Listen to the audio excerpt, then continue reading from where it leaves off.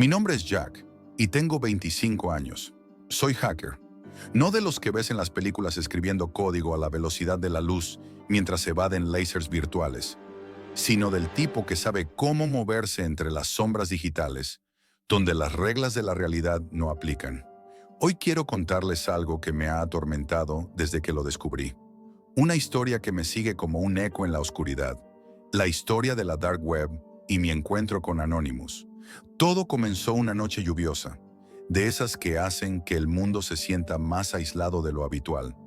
Estaba frente a mi pantalla, explorando los rincones más oscuros de la Dark Web, un lugar que muchos temen nombrar.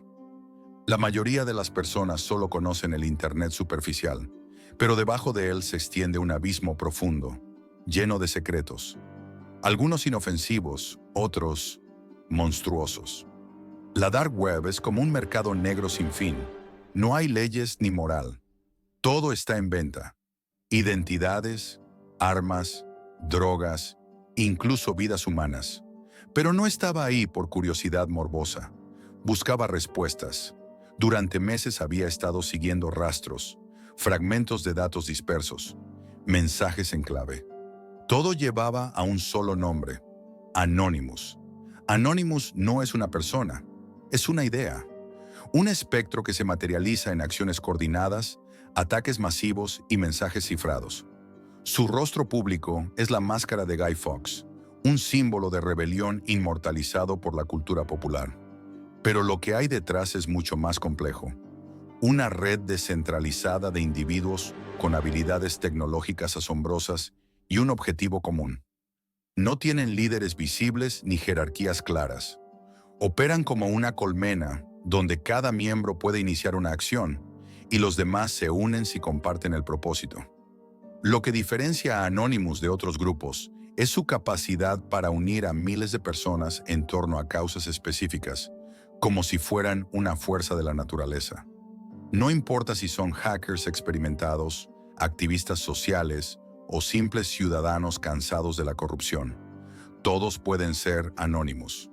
Este anonimato compartido no solo los hace poderosos, sino también inalcanzables. Su lema: somos Legión. No perdonamos, no olvidamos, espéranos, encapsula su esencia. Pero ¿cómo logran coordinarse? Su modus operandi es tan intrigante como aterrador. Utilizan canales encriptados, redes privadas y herramientas de anonimato para comunicarse.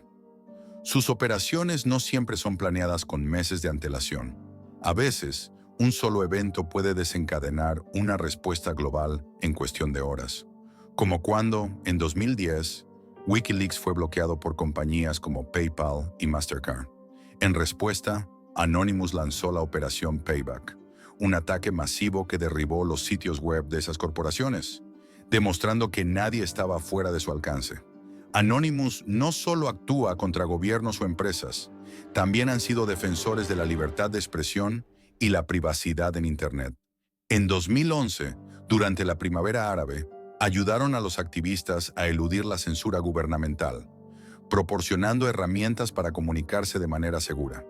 En Túnez, Egipto y Libia, sus acciones contribuyeron a amplificar las voces de los oprimidos, desafiando regímenes que parecían inamovibles. Sin embargo, no todas sus operaciones son altruistas. Algunos críticos los acusan de ser anárquicos, de actuar sin pensar en las consecuencias a largo plazo. Su ataque contra Yeshebegeri en 2011, una firma de seguridad que intentó infiltrarse en sus filas, fue un ejemplo de su ferocidad. Expusieron correos electrónicos que revelaron planes para manipular a la opinión pública y atacar a periodistas. Para Anonymous, esto fue una victoria contra la corrupción, pero también demostró que su poder podía ser intimidante. Y luego están los eventos que rozan lo mítico.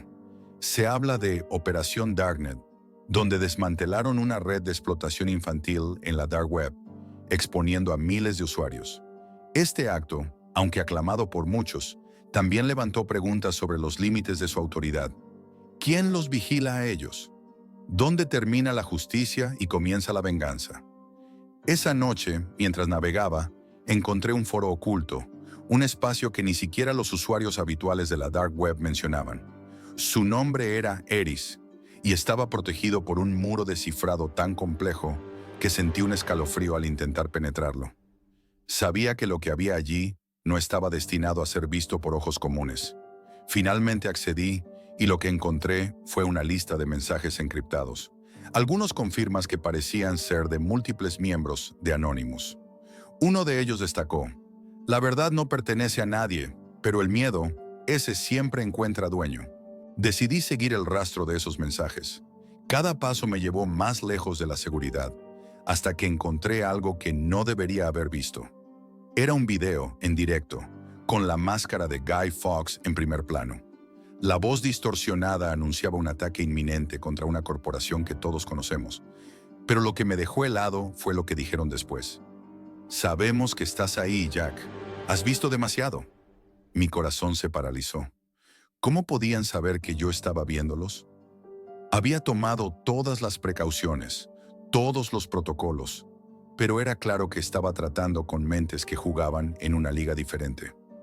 Apagué mi computadora, desconecté todo y me senté en la oscuridad, sintiendo que estaba siendo observado. Desde ese día, mi vida no ha sido la misma. Las luces de mi router parpadean a horas extrañas.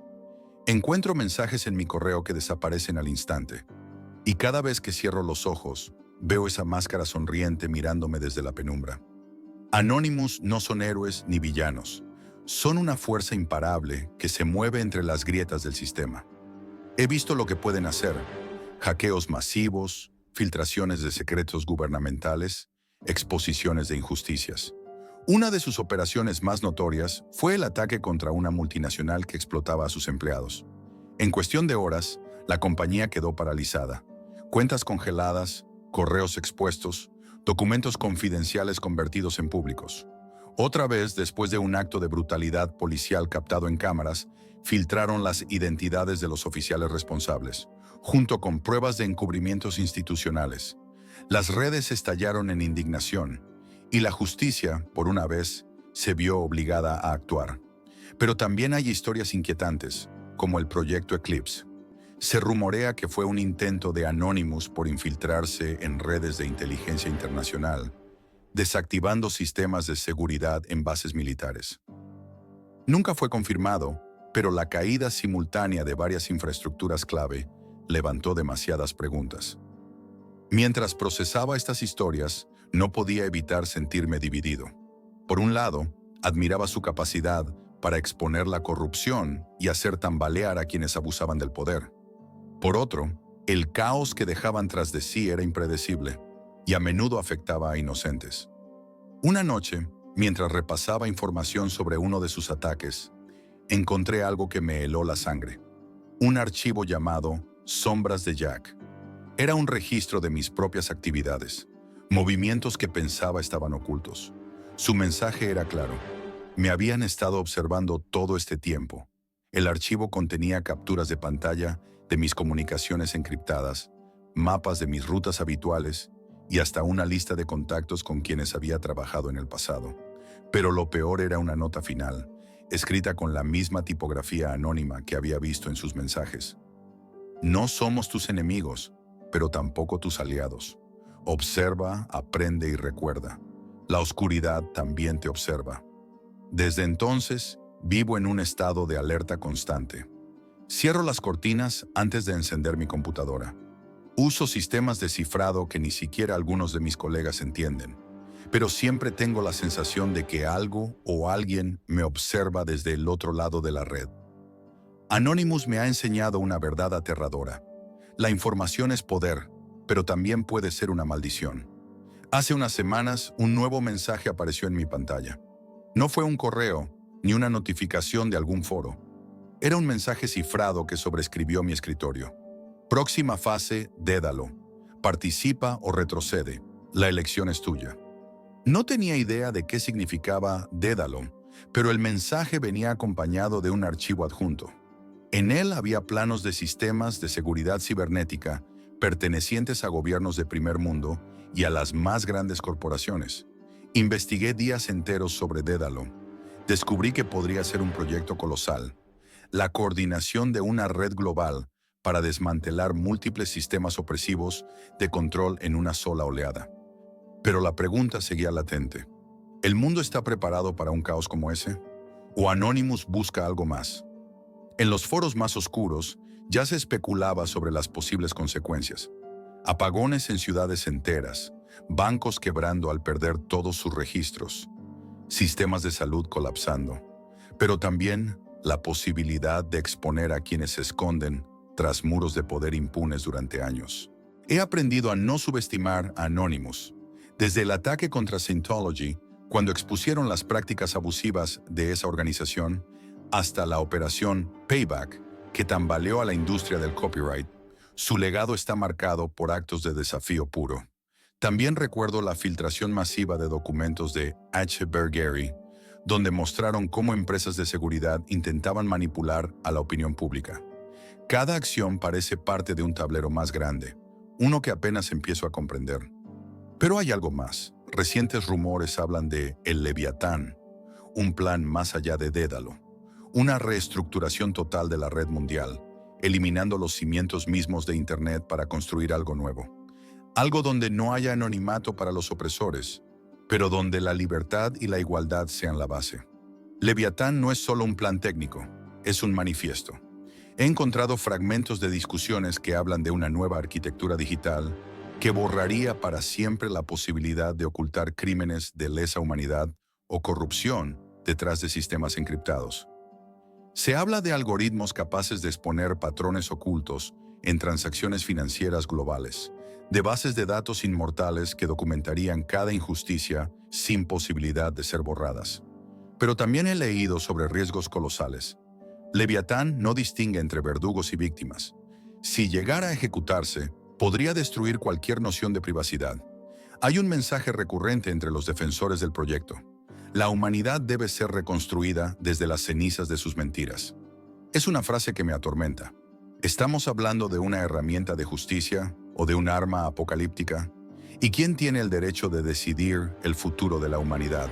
En los foros más oscuros, algunos se refieren a Leviatán como el juicio final digital. Otros, más optimistas, creen que será el principio de una nueva era. Hay indicios de que Anonymous ya está ejecutando pruebas, pequeños ensayos en redes locales para medir las reacciones de los gobiernos. Las interrupciones recientes en bancos europeos y el colapso de plataformas en Asia parecen estar relacionadas. Y entonces pienso, si estos son solo ensayos, ¿qué será cuando desaten toda su furia? Quizá nunca sepa la verdad completa, pero una cosa sé. Si decides buscarlos, asegúrate de no llamar demasiado la atención, porque si lo haces puede que también encuentren a alguien que sabe demasiado. Alguien como tú, o como yo.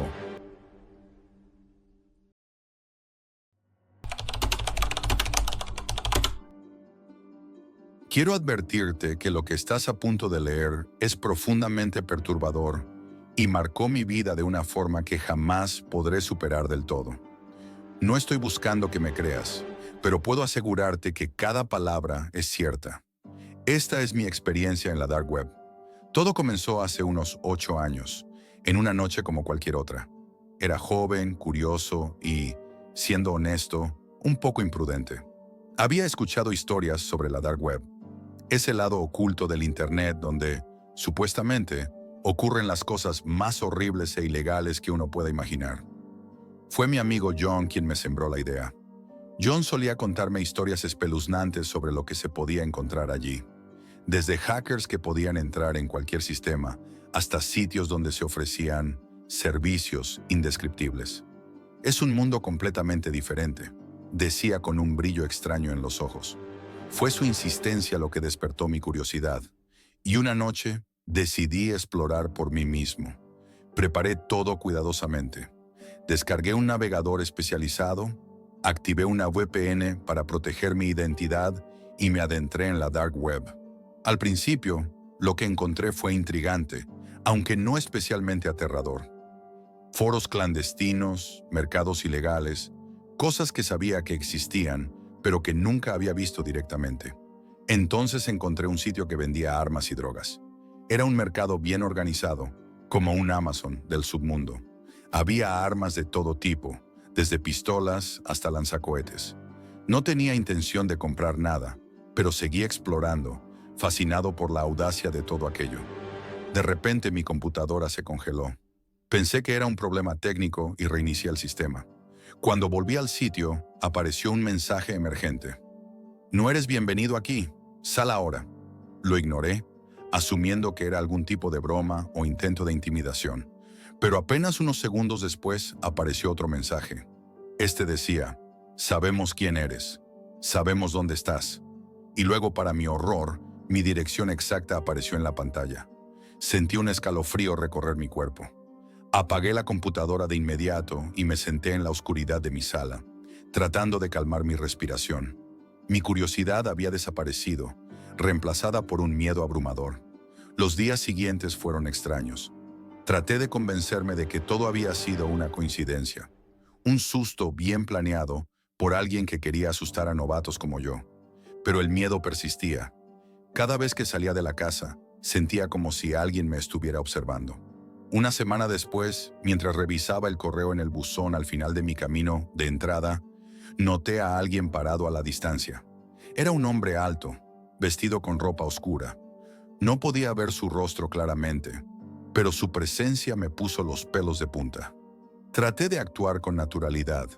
Le di una sonrisa nerviosa y regresé a la casa.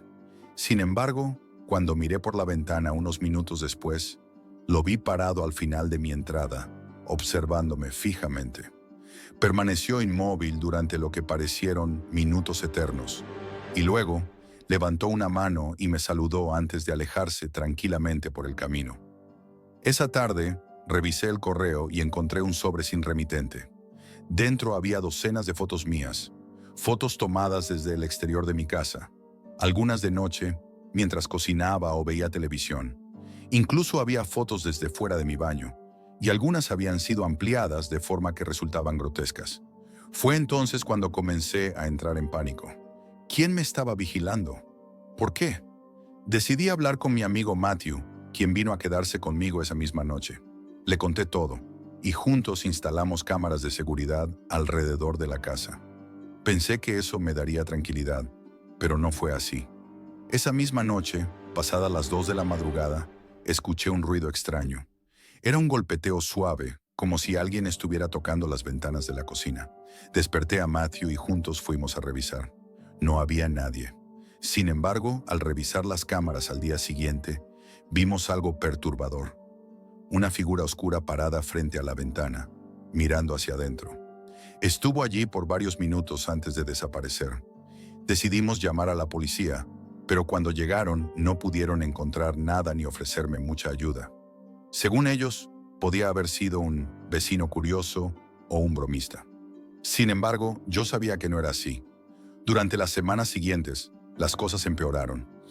Una noche, mientras intentaba dormir, escuché pasos en el techo.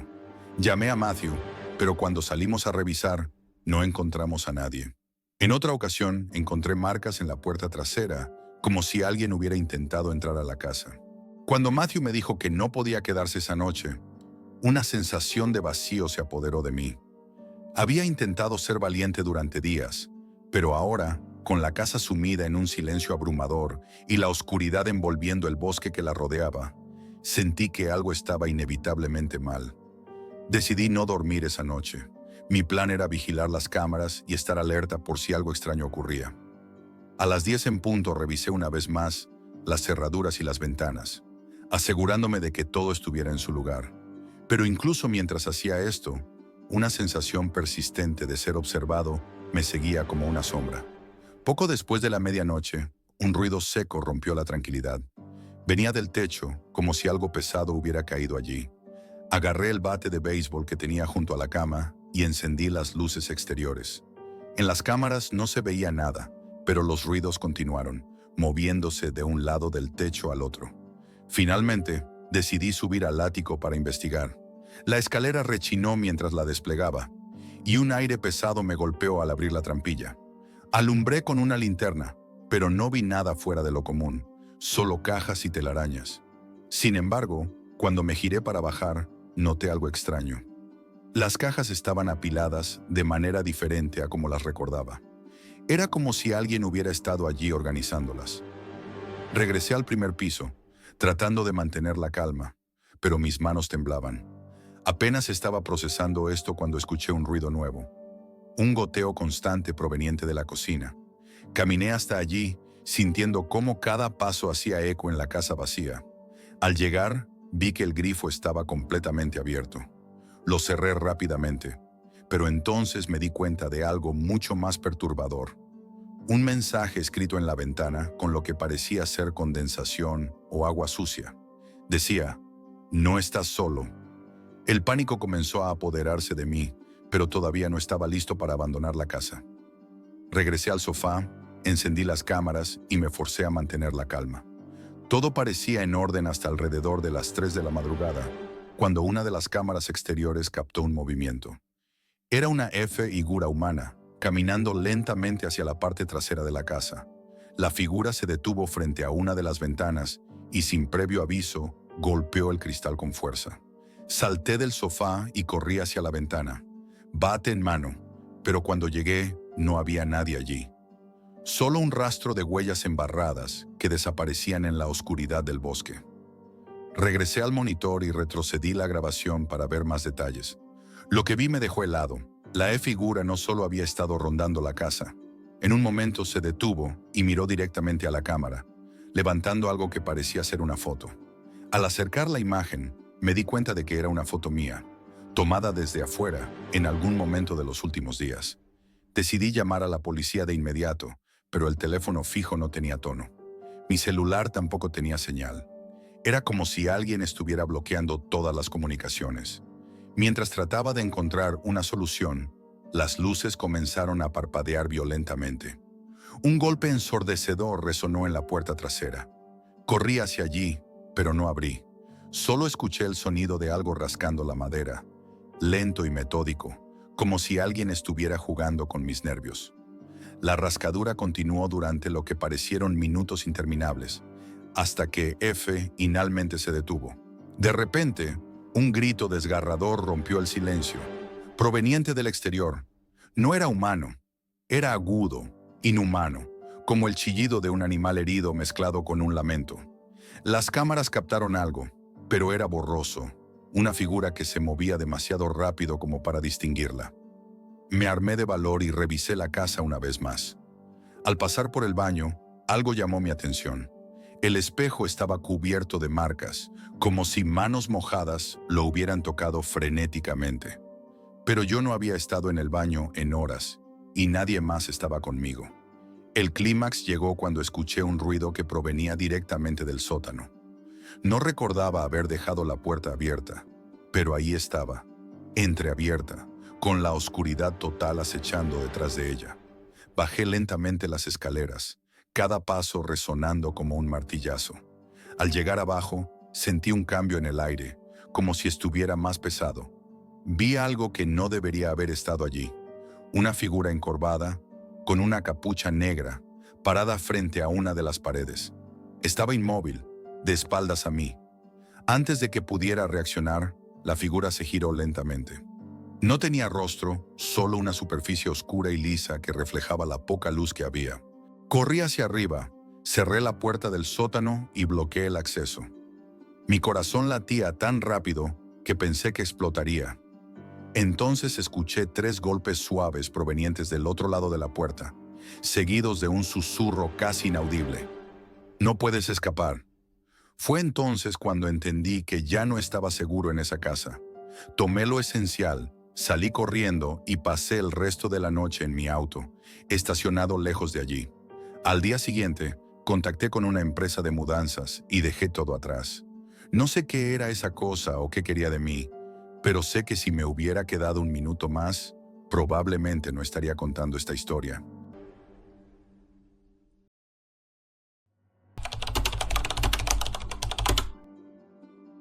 Hace 7 años, cuando cursaba la carrera de ingeniería en Monterrey, jamás imaginé que mi vida tomaría un giro tan oscuro. En esa época, mi universidad era reconocida por su excelencia académica, y aunque los costos eran accesibles, la verdad es que los recursos para las prácticas eran muy limitados. Como estudiante de una universidad pública, No tenía acceso a equipos de alta tecnología ni a materiales especializados, lo que me obligaba a buscar maneras alternativas de obtener los recursos que necesitaba. Las prácticas eran esenciales para sobresalir en mi carrera, y sabía que la única manera de destacarme era enfrentándome a proyectos reales, no solo simulaciones. Fue entonces cuando, después de meses de frustración por la escasez de materiales, mi amigo Manuel, de la Facultad de Medicina, me ofreció un contacto peculiar. Al principio pensé que hablaba en serio, pero pronto me di cuenta de que estaba hablando de un acceso a la Dark Web, un lugar donde podrías encontrar lo más macabro e ilegal. No pude evitar sentirme intrigado. Después de todo, era una oportunidad para obtener materiales reales, aquellos que me ayudarían a sobresalir. Manuel me pasó el contacto de un vendedor en la Dark Web, alguien que, según él, podía proporcionarme lo que necesitaba. Al principio no lo creí. ¿Restos humanos? ¿Dientes humanos? ¿En serio? Pero cuanto más investigaba, más me convencía de que realmente podía conseguir lo que pedía. Este vendedor prometía vender dientes humanos, muelas del juicio, cráneos e incluso partes de cuerpos completos.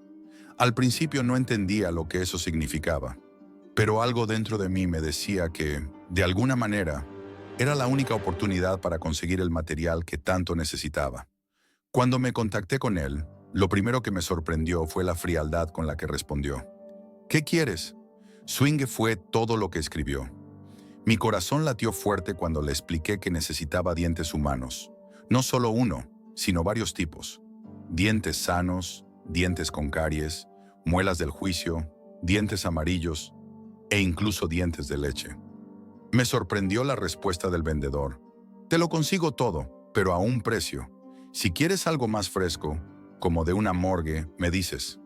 En ese momento sentí una presión en el pecho, una mezcla de miedo y fascinación. Estaba a punto de hacer algo que jamás habría imaginado. Finalmente, llegamos a un acuerdo. $50 por los dientes. El vendedor me sugirió un lugar para el intercambio. Un parque en las afueras de la ciudad, en pleno centro de la noche. A pesar del terror que me invadía, la necesidad de obtener lo que buscaba pudo más. Llegó el día del encuentro y me dirigí al lugar con el pulso acelerado. No pude evitar pensar en todo lo que podría ocurrir. ¿Qué clase de persona estaría vendiendo restos humanos? ¿Y qué pasaría si algo salía mal? Cuando finalmente llegué al parque, me encontré con el vendedor, un hombre de complexión normal, vestido con ropa sencilla, completamente desapercibido. No parecía tener ninguna apariencia sospechosa, pero algo en su comportamiento me dio escalofríos. Me entregó una pequeña bolsa en la que estaban los dientes que había solicitado. Todo parecía tranquilo, pero la mirada fría de ese hombre me dejó inquieto. Haz lo que necesites hacer, pero no olvides que todo tiene un precio, dijo antes de alejarse, perdiéndose en las sombras de la noche. Con los dientes en mis manos regresé a mi apartamento. Por dentro estaba en un torbellino de emociones. La ansiedad, el miedo y la excitación se mezclaban mientras guardaba los dientes en un frasco. Pero a pesar de haber cumplido con mi objetivo, algo me decía que lo que acababa de hacer tenía consecuencias mucho más grandes de las que podía imaginar. Pasaron los días y comenzaron a ocurrir cosas extrañas. La primera señal de que algo no estaba bien fue una mañana cuando llegué a mi apartamento y noté que la puerta estaba entreabierta. Yo estaba seguro de que la había cerrado con llave antes de salir. Al principio pensé que había sido un descuido, pero esa sensación inquietante no me dejaba en paz. Miré a mi alrededor, revisé cada rincón, pero no encontré nada fuera de lugar. Sin embargo, la sensación de ser observado persistió. Esa misma noche, mientras estaba en mi habitación, sentí algo extraño en el aire. Un frío intenso recorrió mi cuerpo y me levanté de la cama, inquieto. Miré a través de la ventana y vi una figura oscura a lo lejos, cerca de la entrada de mi edificio. No pude distinguir bien su rostro, pero podía ver que me observaba. La figura permaneció ahí durante varios minutos. Cuando parpadeé, desapareció. El miedo comenzó a apoderarse de mí. Esa noche, los sueños extraños comenzaron. Primero fue solo una sensación de estar atrapado, de no poder moverme, pero luego los sueños se volvieron cada vez más vívidos. En ellos aparecían figuras oscuras que me observaban desde las sombras, sus ojos brillando con una intensidad enfermiza. A veces podía ver partes de cuerpos desmembrados, partes que parecían venir directamente de la transacción que había hecho en la dark web. Pero lo más perturbador era que esas figuras parecían saber quién era yo. Parecían conocer cada uno de mis movimientos. Al despertar, sudando frío, miré mi teléfono. Había recibido varios mensajes extraños, algunos de ellos con fotos de mi edificio, tomadas desde la calle. No entendía cómo podían haber tomado esas fotos, pero algo me decía que era imposible que fuera solo una coincidencia. De pronto, empecé a ver sombras moverse fuera de mi ventana, figuras fugaces que desaparecían antes de que pudiera distinguirlas. No podía dejar de mirar por la ventana, pero siempre que lo hacía, no veía a nadie. A medida que los días pasaban, la paranoia aumentaba. Recibí más correos, cada uno más extraño que el anterior. Al principio eran solo bromas, comentarios sobre mi compra en la dark web, pero luego se convirtieron en algo mucho más inquietante. Comenzaron a aparecer fotos mías en mi edificio, tomadas desde diferentes ángulos, como si alguien estuviera vigilándome todo el tiempo. También había mensajes que decían, "Te estoy viendo", y en cada correo una nueva foto de mi ventana o de mi puerta. Un día, mientras regresaba a casa, sentí una presencia extraña. Al cruzar la calle vi al mismo hombre de la figura que había visto días antes, de pie en la esquina. Esta vez no me miró, pero su presencia me heló la sangre. Miré a mi alrededor, pero no había nadie más. Era como si solo él existiera, y mi mente me decía que no podía seguir ignorando lo que estaba pasando. Decidí tomar una decisión. Iría a la policía. Aunque sabía que no podrían hacer mucho, al menos tendría un respaldo. Cuando relaté los hechos, los agentes me miraron con escepticismo.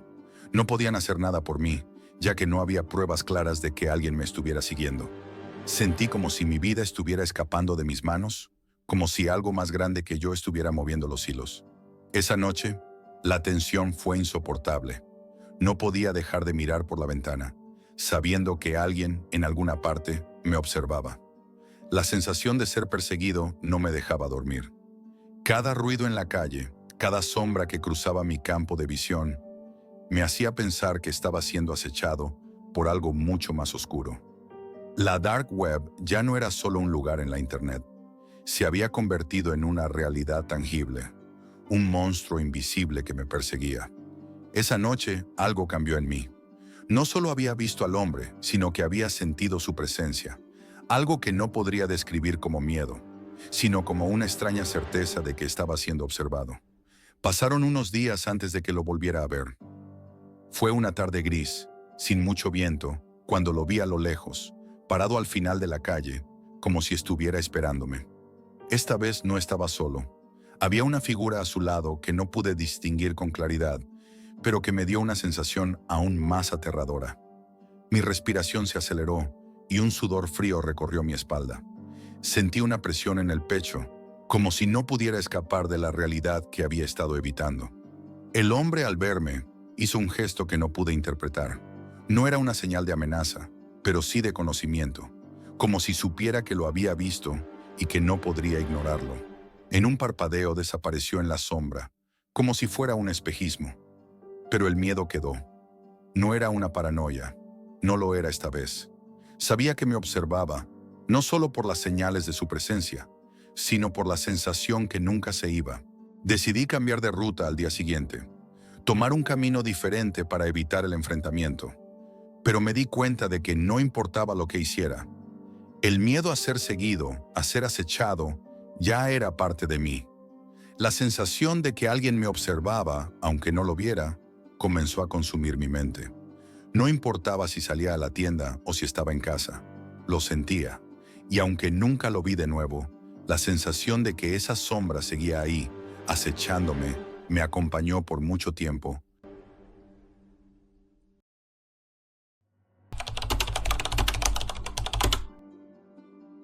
Desde el comienzo de la década de 2010, la dark web se volvió un lugar cada vez más conocido, y con ella, una curiosidad morbosa comenzó a invadir la mente de muchos.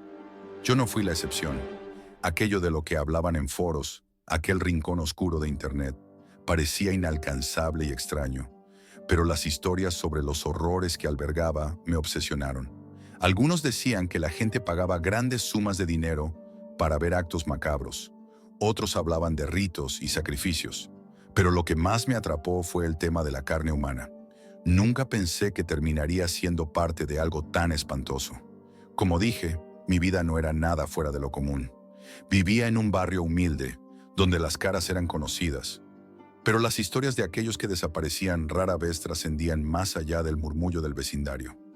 Mi primer contacto con este mundo oscuro fue cuando me ofrecieron aquel trabajo de repartir volantes. Un trabajo fácil, sin muchas preguntas. Al principio solo pensaba que estaba entregando publicidad de algún restaurante exótico, algo llamativo, pero pronto descubrí que aquello no tenía nada de ordinario. Me dijeron que debía distribuir volantes en ciertas zonas, áreas donde las mujeres jóvenes solían estar solas, sin mucha protección, sin vigilancia.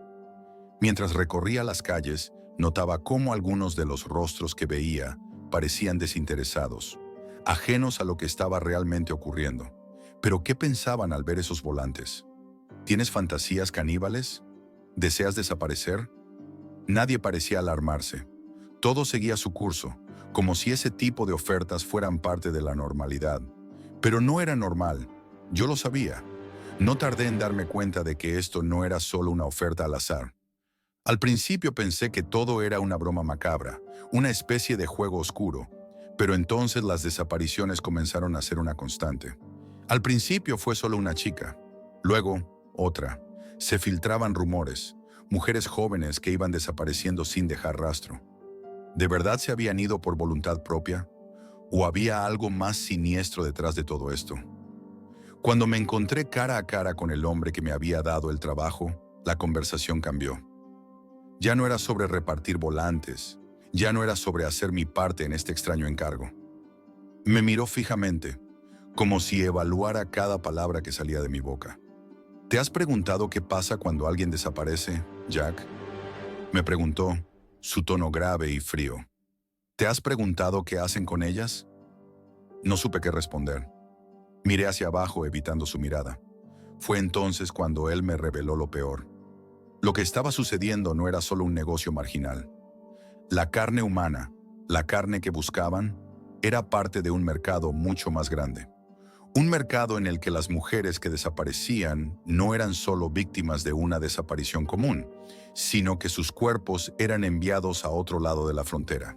Eran consumidos, vendidos a compradores dispuestos a pagar fortunas por un trozo de carne humana. ¿Qué crees que haces al repartir esos volantes?, continuó. Les ofreces una salida de esta vida, de la miseria. Pero hay un precio que pagar. Y no te equivoques, Jack, tú también estás involucrado. Fue en ese momento cuando comprendí la magnitud de lo que estaba haciendo. El dinero, las pequeñas ofertas, las promesas de un futuro mejor, todo era una cortina de humo. La verdad era mucho más oscura. Comencé a sentir un peso en el estómago, una sensación incómoda que no me dejaba en paz. Quise salir de todo, pero ya era demasiado tarde. Las desapariciones se volvieron más frecuentes. Mujeres que conocía de vista desaparecían, y los rumores se volvían más oscuros. Ya no solo hablaban de las que se iban por su cuenta, sino de las que realmente se desvanecían. Y había algo aún más perturbador. Algunos de los que trabajaban en esta red comenzaban a desaparecer también. Quizás creyeron que podían escapar, pero el negocio tenía sus propias reglas. Mi propia vida se convirtió en un laberinto de paranoia. Comencé a ver sombras en cada esquina, a escuchar susurros en la calle, a preguntarme si alguien me seguía. Todo se volvía borroso, difuso. Al principio pensaba que estaba siendo paranoico, pero la verdad era que las desapariciones eran más de las que pensaba. No solo las mujeres jóvenes, empezaron a desaparecer personas relacionadas con el negocio. Y una noche, al regresar de repartir volantes, encontré mi casa saqueada. Nadie había entrado, pero todo lo que tenía de valor se había ido. Mis documentos, mis ahorros, incluso mi teléfono. Todo desapareció sin dejar rastro. Una sensación de desesperación me invadió. Empecé a entender lo que estaba pasando, pero también a temer que ya no podía dar marcha atrás. Algo había cambiado dentro de mí, algo que me empujaba a seguir investigando, a saber más, a buscar respuestas. No podía evitarlo. En una ocasión, mientras caminaba por un vecindario al que no solía ir, vi una camioneta estacionada con ventanas tintadas. No me fijé demasiado al principio, pero algo en mi interior me hizo detenerme. En su interior vi figuras humanas, personas que parecían estar observándome. Una figura se acercó a la ventana y al reconocerme, su rostro cambió. Intentó disimularlo, pero ya era tarde. Me había visto, me había identificado. Ese fue el momento en que supe que no podía escapar. La oscuridad me había alcanzado y había demasiadas pruebas en mi camino para ignorarlas. La desaparición de Ángela fue un golpe más profundo de lo que imaginaba. No era solo una vecina más, sino una joven que había compartido varias conversaciones conmigo. Alguien que siempre parecía tener un brillo en los ojos, una luz que la hacía destacar entre los demás. A pesar de no ser cercana, la conocía lo suficiente para saber que no era el tipo de persona que simplemente se iría sin avisar. De repente, desapareció sin dejar rastro, y eso me inquietó de una manera que no pude explicar. Al principio, la policía trató el caso con indiferencia, como si fuera un simple acto de rebeldía juvenil o una fuga voluntaria. Pero los días pasaron y no había noticias, no había pistas, y la sensación de vacío que se generó me empezó a consumir. No podía dejar de pensar en lo que estaba ocurriendo. Ángela nunca había dado señales de querer huir, y mucho menos sin avisar a su familia, ni mucho menos dejando atrás sus pertenencias más valiosas, como su celular, su cartera y hasta su abrigo. La noticia pronto se desvaneció de los titulares locales, como ocurre con tantas otras desapariciones. Sin embargo, no pude dejar de escuchar rumores entre los vecinos. Un par de chicas más, todas de la misma edad, también habían desaparecido en circunstancias similares. No era coincidencia. Había algo más detrás de esto, algo que no estaba siendo investigado con la seriedad que merecía. Me obsesioné con el caso, y mientras me sumergía en la búsqueda de respuestas, comenzó a surgir un patrón. Las desapariciones no solo involucraban a chicas jóvenes, sino que la policía no parecía estar haciendo nada para rastrear posibles conexiones. Conocí a un par de personas que me hablaron de cómo ciertos volantes, distribuidos en el vecindario, ofrecían recompensas por cuerpos que pudieran ser utilizados en algún tipo de negocio oscuro. Eso fue lo que me aterrorizó. Ángela, como otras chicas, podría haber sido una víctima de esa red. Recibí llamadas anónimas y mensajes inquietantes que me hicieron cuestionar mi propia seguridad. En una de esas llamadas, una voz misteriosa susurró: «No la encontrarás, Jack. Ya es tarde para ella».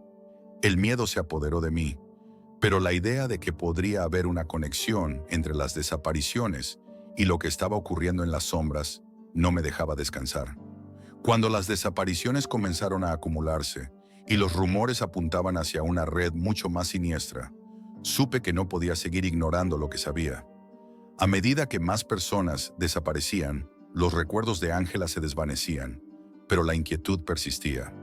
Algo había salido mal, y el silencio de la ciudad solo confirmaba lo que temía.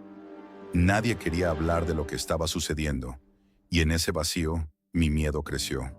¿Cuántas más desaparecerían antes de que alguien finalmente hablara? A medida que las desapariciones de mujeres se volvían una rutina macabra, la operación pasó de ser una mera red clandestina a un monstruo voraz, alimentado por la miseria humana y la corrupción. Y lo peor es que, incluso ahora, años después, sé que nunca se sabrá toda la verdad. Las personas que vendían estos volantes, que creaban esta red, se desvanecieron. Los responsables perdieron la pista, pero nunca olvidaré lo que vi. El comercio de carne humana no terminó, se transformó, y ahora, aunque intento llevar una vida normal, algo en mi interior sabe que todo sigue en marcha, esperando a la próxima víctima, esperando a que alguien se atreva a mirar demasiado de cerca.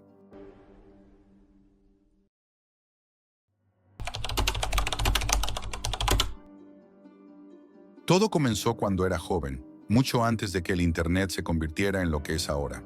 La marihuana siempre había sido parte de mi vida. una forma de escape desde la secundaria, pero mi consumo se disparó en la universidad. Encontrar un proveedor confiable era una tarea difícil, y el precio siempre era un problema. Los traficantes tradicionales no solo eran caros, sino también poco confiables. Fue entonces cuando, por curiosidad, decidí adentrarme en la dark web. Había oído historias sobre personas que vendían todo tipo de cosas a precios bajos y pensé que tal vez podría encontrar algo que me permitiera reducir mis gastos sin comprometer la calidad. No tardé en encontrar lo que buscaba. Había vendedores que ofrecían marihuana a precios mucho más bajos que los de los proveedores que conocía en la vida real. Todo parecía funcionar como un negocio legítimo, aunque estaba claro que no lo era. Los métodos eran poco convencionales. Paquetes dentro de Biblias, objetos aparentemente inocentes, todo escondido para evitar la detección.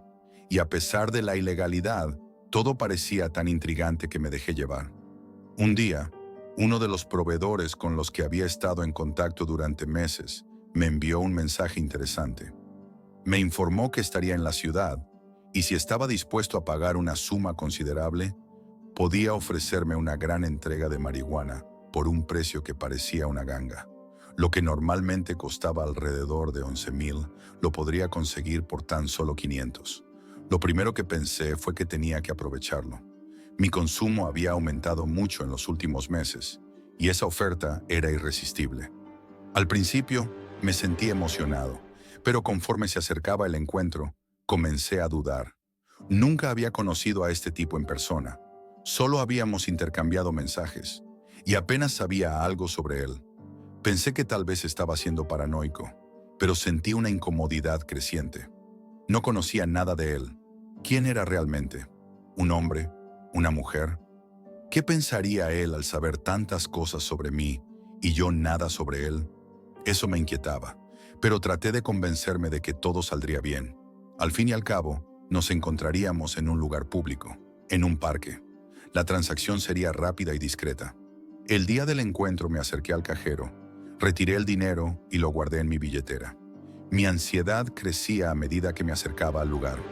Estaba solo, no llevaba protección, solo un cuchillo de bolsillo que tenía por si acaso. No creía que las cosas fueran a ponerse peligrosas, pero el miedo seguía acechando. Mi cabeza me decía que estaba siendo exagerado, pero no podía evitarlo. A la 1:30 de la mañana llegué al parque y me senté bajo una farola, fumando uno tras otro, esperando al proveedor. Las horas pasaron, y a medida que el tiempo avanzaba, la ansiedad aumentaba. Ya era tarde, y el tipo no llegaba. Eran las 2:10, luego las 2:15, y el reloj seguía avanzando. Empecé a preguntarme si todo era una farsa. Tal vez nunca apareció porque, en realidad, nunca hubo un trato legítimo. De repente, a las 2:25, vi a un hombre que se acercaba rápidamente por el sendero. Su postura era rara, con la cabeza agachada y la capucha puesta, como si quisiera pasar desapercibido. Estaba seguro de que era él. Me quedé en el banco, esperando, mientras fumaba mi último cigarro. Cuando pasó a mi lado sin decir una palabra, me quedé confundido. ¿Era él o no? Pero de repente hizo un gesto desde debajo de un árbol, pidiéndome que me acercara rápidamente. Cuando me acerqué, abrió su sudadera y me entregó una bolsa. No podía creer lo que veía. Ahí estaba, lo que tanto había esperado.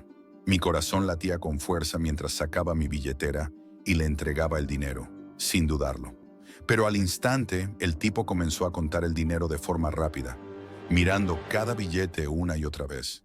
De repente, se detuvo y me miró con cara de enfado. «Esto no es lo que acordamos. Me diste 500, no 000. ¿Qué está pasando, hermano?» Me quedé en shock.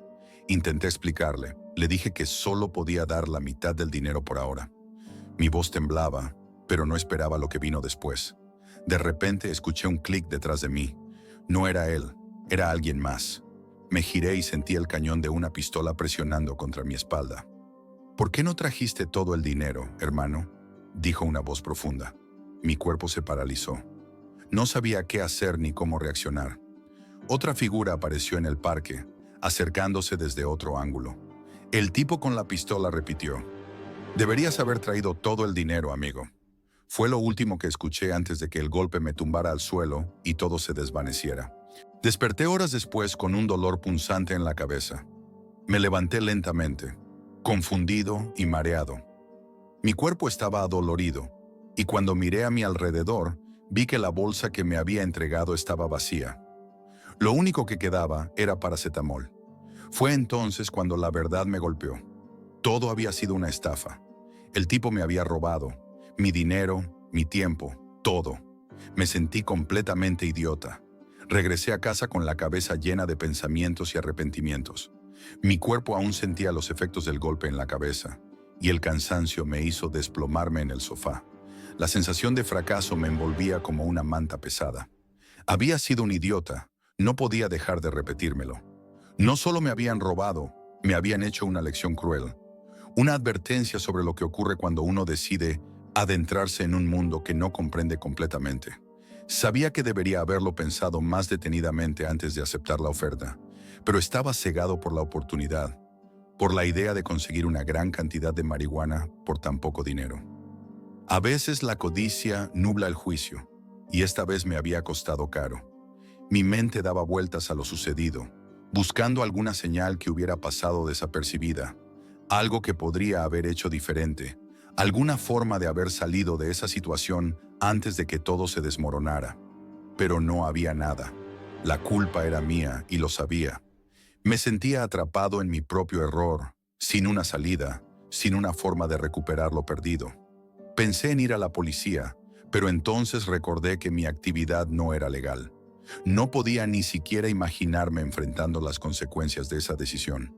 Además, ¿quién iba a creerme? No tenía pruebas y en realidad, ¿qué podría decirles? Todo había sucedido en la oscuridad de la noche, en un parque apartado, con un tipo que ni siquiera sabía quién era, o si realmente existía. La policía no iba a tomar en serio mi denuncia por una transacción ilegal con un desconocido. Al revisar el foro en la dark web, me di cuenta de que el vendedor ya no estaba listado. Me sentí impotente al ver que no podría rastrear ni a él ni a su cuenta. Probablemente había creado una nueva identidad en algún lugar del vasto anonimato de la red, y yo, al igual que tantos otros, simplemente caí en su trampa. Nadie sabía nada de él, y ni siquiera estaba seguro de si alguna vez lo volvería a ver. La sensación de impotencia me ahogaba. Había entrado a ese mundo porque pensaba que todo era simple, que todo estaba al alcance de un clic.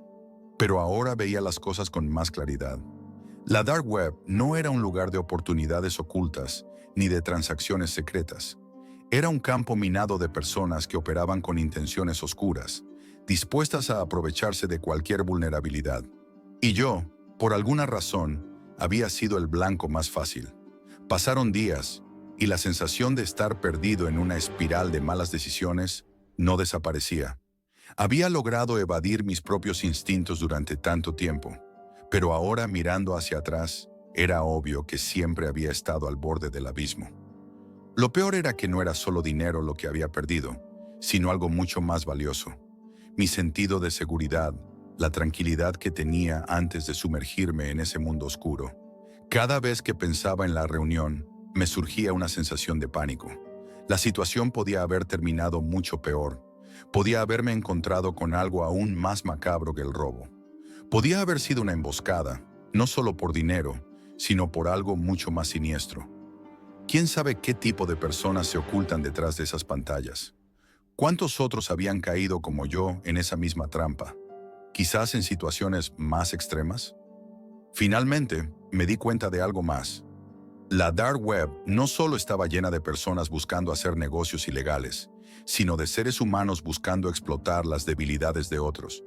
Y yo había sido uno de esos débiles. No era solo un asunto de drogas o dinero.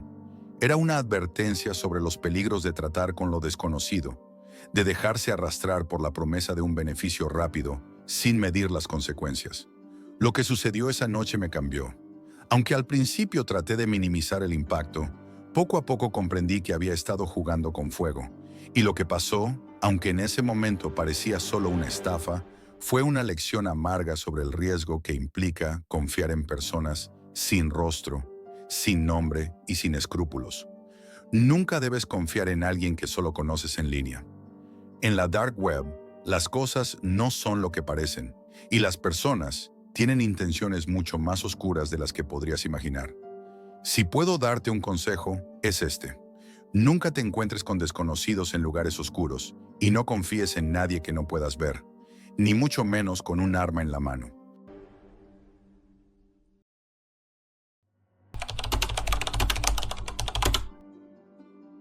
Hace unos años mi vida era completamente diferente. Era un joven común, llevando una rutina diaria que no se distinguía de la de cualquier otra persona. Estaba enfocado en mis estudios y mis amigos, hasta que la tentación de la oscuridad me alcanzó. Y con ello vino una espiral de decisiones que cambiaron mi vida para siempre. Empecé a involucrarme en el mundo de la marihuana, algo que al principio no parecía tan grave. Al principio, todo parecía una simple forma de escape, una manera de desconectar de las presiones diarias. Sin embargo, con el tiempo mi consumo se volvió más constante, más habitual. Era mi forma de lidiar con la ansiedad, de calmar mi mente cuando sentía que la vida se me escapaba entre los dedos. En ese entonces vivía en una pequeña ciudad, un lugar que parecía ajeno a las grandes tragedias que se veían en las noticias. La idea de caer en algo realmente peligroso o ilegal no me cruzaba por la mente. Lo que no sabía era que la simple búsqueda de una forma más barata de conseguir lo que quería me llevaría a adentrarme en las profundidades de un mundo completamente oscuro. Un mundo donde las reglas no existían y las consecuencias se ocultaban tras pantallas y seudónimos. La Dark Web fue mi puerta de entrada. Un día, mientras navegaba por Internet, encontré un foro en el que se discutían cosas que nunca imaginé que existieran. Productos, servicios, transacciones que no tenían cabida en el mundo normal. Era un lugar donde las leyes no se aplicaban, donde todo tenía un precio. Y yo, como muchos antes que yo, sucumbí a la tentación. Comencé a hacer negocios pequeños, inicialmente solo comprando marihuana a precios más bajos. Pero con el tiempo empecé a darme cuenta de que había mucho más que eso. La oferta era vasta, y lo que parecía ser un simple truco de intercambio digital se convirtió en una red compleja de conexiones que me llevaron a lo más profundo del abismo. A lo largo de varios meses, me fui involucrando más y más. No era consciente de lo que estaba perdiendo, de lo que estaba arriesgando. La adrenalina de operar en ese espacio sin ley se volvió casi adictiva. Un día, tras varias transacciones exitosas y con la creciente sensación de que había tomado el control de mi vida, recibí un mensaje que cambiaría todo. Un desconocido me contactó. El proveedor, como se hacía llamar, decía tener acceso a cosas que yo solo había escuchado en rumores. La oferta parecía demasiado buena para rechazarla. Podía conseguir marihuana a un precio mucho más bajo del que había estado pagando, pero con una condición. Todo el trato se haría en persona. Aún no lo sabía, pero este hombre sería mi conexión directa con un mundo mucho más oscuro de lo que había imaginado. La primera vez que vi a el proveedor, me sentí incómodo. Nos encontramos en un parque cerca de mi casa en la madrugada. El lugar estaba desierto, las luces de la calle parpadeaban suavemente.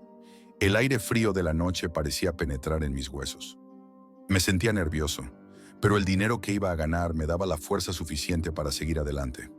El hombre era alto, con una chaqueta negra y una capucha que le cubría el rostro. En sus manos llevaba una mochila. No lo miré directamente, pero de alguna manera sabía que él me observaba con atención. La atmósfera era tensa, como si la oscuridad misma nos rodeara. ¿Eres tú?, me preguntó con una voz grave. Asentí, sintiendo una extraña presión en el pecho. Tomó la mochila y me la entregó sin decir una palabra más. Saqué el dinero y se lo pasé, no sin antes revisar que estuviera todo en orden.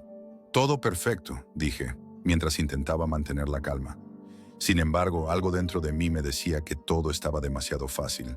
En ese momento, me di cuenta de que estaba haciendo un trato con alguien que no conocía, alguien que podría no ser quien decía ser, pero ya no podía dar marcha atrás. Cuando miré la mochila, mi estómago dio un vuelco. En lugar de encontrar la marihuana, vi paquetes de algo que no podía identificar a simple vista. No me atrevía a abrirla en ese momento, pero el nerviosismo comenzó a apoderarse de mí. Era más que obvio que algo no encajaba. Esto no es lo que acordamos, dije con voz temblorosa. El proveedor me miró con frialdad y por un momento todo a mi alrededor desapareció. No es lo que pediste, pero es lo que tienes, dijo simplemente. Mi corazón latía con fuerza, mientras mis pensamientos se mezclaban entre el miedo y la confusión. Esto es algo más grande, pensé, sin saber en ese momento qué tan grande era en realidad.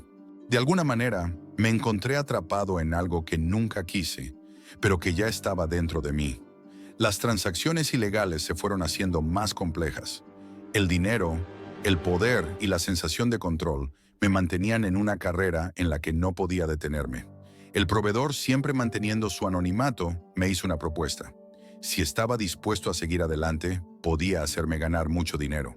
El trato era sencillo, o al menos eso parecía. Yo entregaba ciertos productos y a cambio me pagaban mucho más de lo que podría haber imaginado.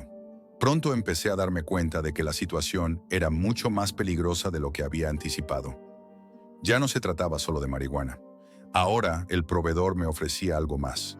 Con el tiempo me involucré en un círculo mucho más peligroso. Personas que traficaban cosas que jamás pensé que tocaría. Mis manos, antes limpias, comenzaron a mancharse con el peso de decisiones que no podría tomar atrás.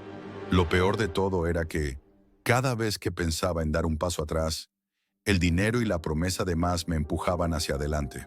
Las reglas del juego ya no existían. Solo había un solo mandato: seguir, siempre hacia adelante. Aquel encuentro en el parque fue solo el principio de una espiral que me arrastró hasta lo más profundo. Un mundo donde cada vez más personas se convertían en fantasmas, sombras que pasaban desapercibidas hasta que ya era demasiado tarde. Mi moral y mis principios se fueron desvaneciendo, hasta que un día ya no quedaba nada de quien solía ser. Después de meses sumido en el oscuro mundo de transacciones ilegales, me encontraba atrapado en una espiral que no sabía cómo detener. Al principio, la culpa me atormentaba, pero la necesidad de dinero y la falsa sensación de control me empujaron a seguir. Mi vida cambió de manera radical, convirtiéndome en un peón en un juego que ya no podía escapar. Lo peor no era lo que estaba haciendo, sino lo que estaba perdiendo: mi humanidad. El proveedor, la figura que me introdujo en este negocio, se fue volviendo cada vez más distante, lo que me llenó de desconfianza. A medida que las operaciones se tornaban más complejas y peligrosas, sentía una creciente vulnerabilidad. Un mensaje urgente me llevó al hospital, donde el proveedor me reveló la magnitud de la situación. Nuevos clientes con conexiones poderosas estaban detrás de operaciones mucho más grandes y arriesgadas. El negocio ya no era solo cuestión de cadáveres y transacciones oscuras. Ahora se trataba del tráfico de órganos, un mercado mucho más organizado y letal. El miedo se apoderó de mí al darme cuenta de que las vidas humanas se habían convertido en simples mercancías. A pesar de la angustia creciente y de ser consciente de que ya no había vuelta atrás, seguí adelante. El miedo a ser descubierto y la necesidad de dinero me empujaban sin cesar. Las instrucciones se volvieron más precisas. Debía asegurarme de que los registros médicos estuvieran limpios, sin dejar rastro de las actividades ilegales.